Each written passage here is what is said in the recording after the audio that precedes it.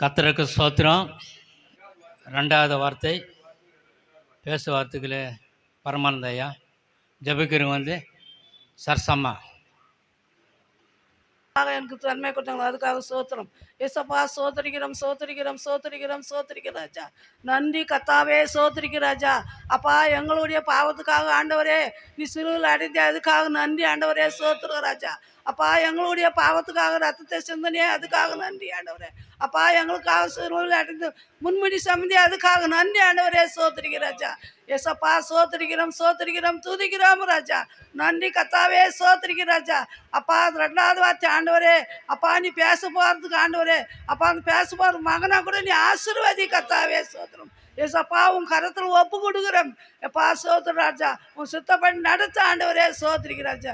ஏசு நாமத்தில் பிதாவே ஆமென். ரெண்டாவது வார்த்தை பரமானந்த ஐயா பேச வார்த்தை. இரண்டாவது வார்த்தை பேச எனக்கு தருணத்தை கொடுத்த என் அருமையான ஊழியக்காரி அவர்களுக்கு நன்றி சொல்கிறேன். லூக்கா எழுதின 23ஆம் அதிகாரம் 43ஆம் வேதவசனம்.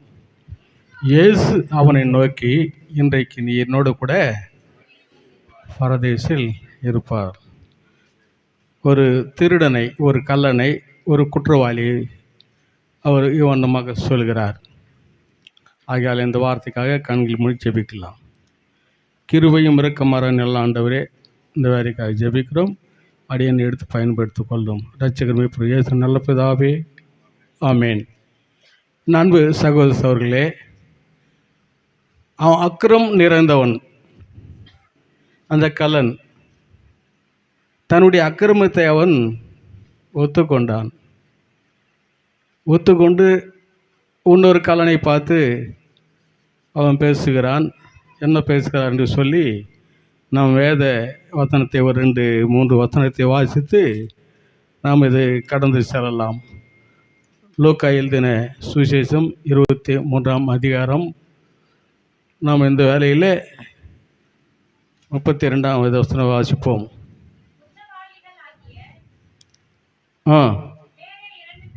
ம் ம் ஆ ஆ ஆ ஆ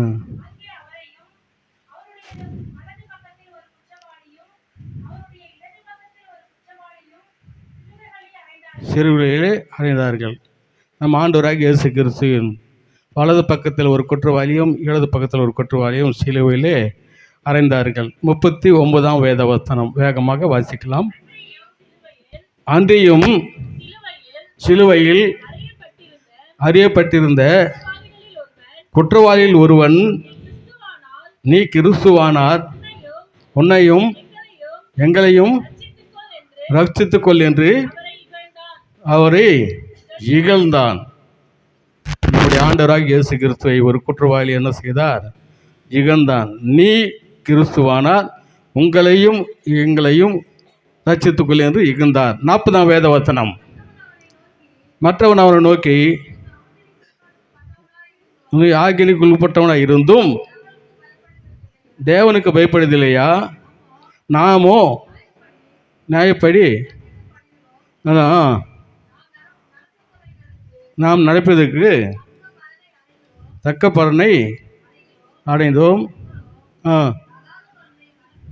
இவரோ தகாததொன்று நடத்தவில்லையே.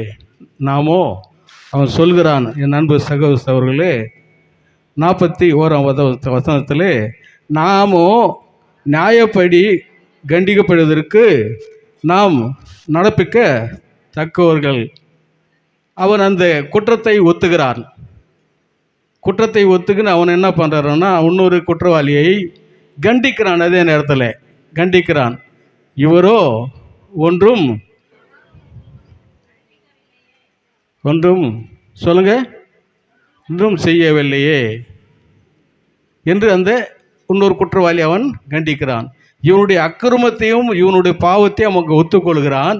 ஒத்துக்கொண்டு இன்னொரு குற்றவாளியும் அவன் கண்டிக்கிறான். ஆதலால் தான் ஆண்டவராக இயேசு கிறிஸ்து சொல்கிறார் 43ஆம் வேதவசனத்தில், இயேசு அவரை நோக்கி, இன்றைக்கு நீ என்னோடு கூட பரதேசத்தில் இருப்பாய் என்று மெய்யாகவே உனக்கு சொல்கிறேன் என்றார். ஏனென்றால் அவன் கேட்டுக்கொண்டான். 42ஆம் வேத வசனத்தில் அவன் கேட்டுக்கொண்டான். வேகமாக வாசிப்போம். இயேசுவை நோக்கி, ஆண்டவரே, நீ உம்முடைய ராஜ்யத்தில் வரும்பொழுது அடியேனை நினைத்தருளும் என்று அவன் குற்றத்தை விட்டு கொண்டான். இன்னொரு குற்றவாளியை கண்டித்தான். அதே வேளையில் மூன்றாவதாக என்ன சொல்கிறான்?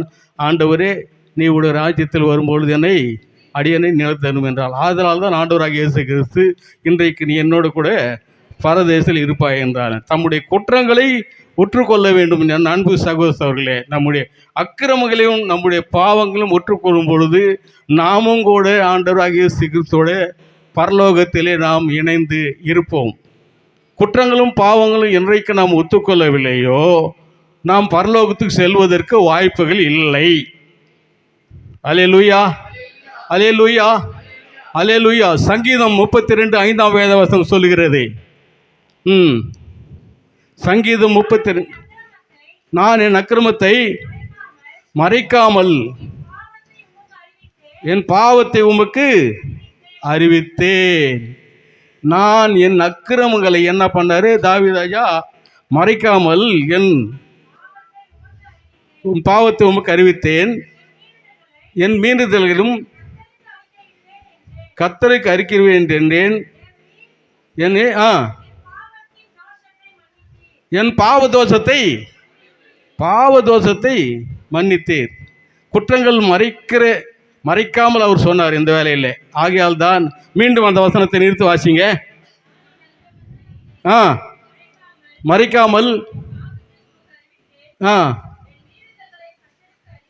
என் மீறுதலை கர்த்தருக்கு அறிக்கிறேன்,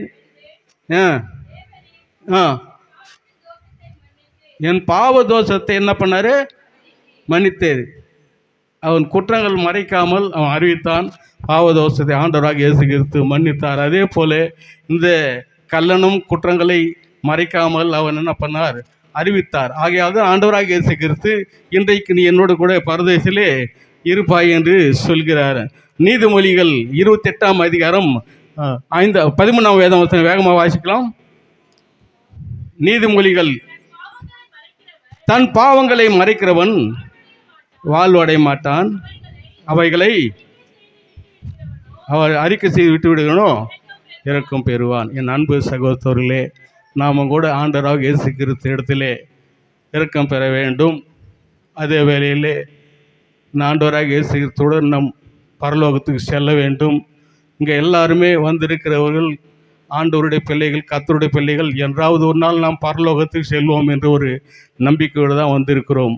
ஆகையால் நம்முடைய பாவங்கள், நம்ம குற்றங்கள் குறைகள் அறிக்கையிடும்போது அந்த குற்றவாளியை எப்படி ஆண்டவராக இயேசு கிறிஸ்து இன்றைக்கு என்னோடு கூட பரதேசில் இருப்பான்னு சொன்னாரோ, அதே போல் நம்மை கூட ஆண்டவராக இயேசு கிறிஸ்து பரலோகத்தை சேர்த்து கொள்வார். கண்கள் மூடி கர்த்தருக்கு ஜெபிக்கலாம். கிருபையும் இரக்கமாறான எல்லாம் ஆண்டவரே, இந்த வேலைக்கு ஜெபிக்கிறோம். இந்த வார்த்தையில் கூட தெய்வீக நன்றி. ரட்சகர் நல்ல பிதாவே, ஆமேன்.